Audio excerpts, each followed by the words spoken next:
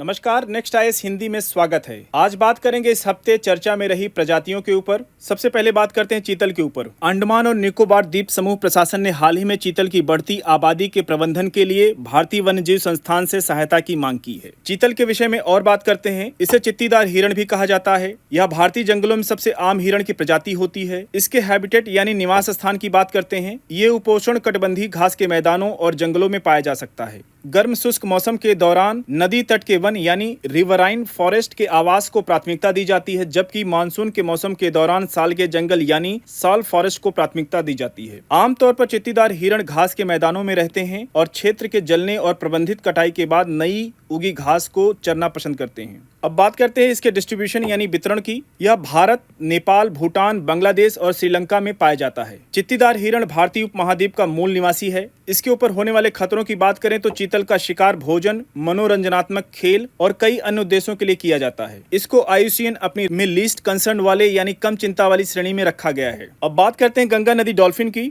गंगा नदी डॉल्फिन के संरक्षण पर अनुसंधान के लिए भारत के पहले केंद्र का उद्घाटन बिहार के पटना में किया गया। गंगा नदी डॉल्फिन के विषय में बात करें तो यह जानवर अंधा होता है, लेकिन नदी के पानी में अपने रास्ते और शिकार को ध्वनि तरंगों के माध्यम से ढूंढ लेता है, जिसे इको लोकेशन कहते हैं। गंगा नदी की डॉल्फिन दुनिया के 4 मीठे पानी की डॉल्फिन प्रजातियों में से एक है। अन्य 3 चीन में यांगसी नदी, जो कि अब विलुप्त है, पाकिस्तान में सिंधु नदी और दक्षिण अमेरिका में अमेजन नदी में पाए जाते हैं। यह भारत का राष्ट्रीय जलीय जीव भी है। अब बात करते हैं इसके हैबिटेट यानी आवास और वितरण के ऊपर। डॉल्फिन कम से कम 5 से 8 फीट गहरे पानी में रहती है। वे आमतौर पर अशांत पानी में पाई जाती है, जहां उनके भोजन के लिए पर्याप्त मछलियां होती है। गंगा की डॉल्फिन ऐसे क्षेत्रों में रहती है जहां बहुत कम या कोई धारा नहीं होती है, जिससे उन्हें ऊर्जा बचाने में सहायता मिलती है। यदि उन्हें खतरा महसूस हो तो गहरे पानी में जा सकती है। डॉल्फिन भारत, बांग्लादेश और नेपाल में पाई जाती है। अब बात करें इनके संरक्षण के ऊपर तो यह वन्य जीव संरक्षण अधिनियम 1972 के तहत अनुसूची 1 में शामिल है। इसे IUCN द्वारा लुप्त प्राय यानी इंडेंजर्ड प्रजाति घोषित किया है।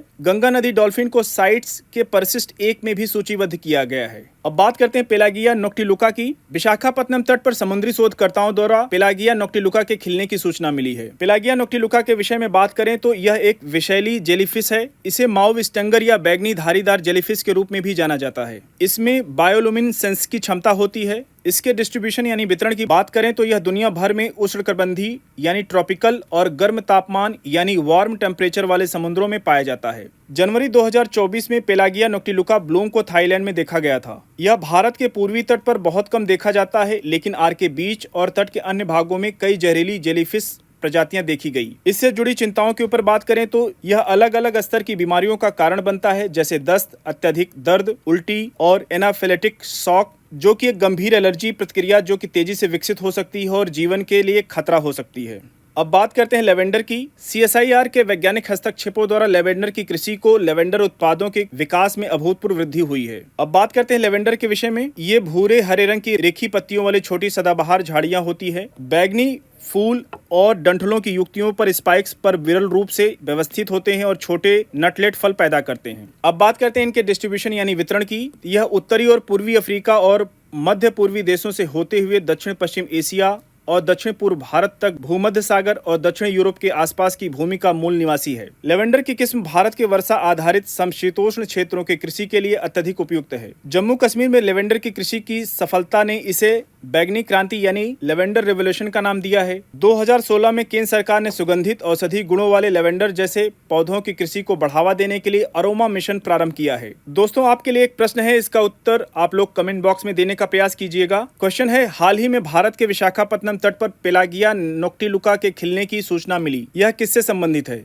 ऑप्शन ए नील कुरिंजी फूल, ऑप्शन बी विषैली jellyfish, option C silver line तितली, ऑप्शन डी मुलायम खोल वाला कछुआ। साथियों, इस अंक को यहीं पर समाप्त करते हैं। मिलते हैं नेक्स्ट अंक में कुछ और चर्चित प्रजातियों के साथ। तब तक के लिए धन्यवाद।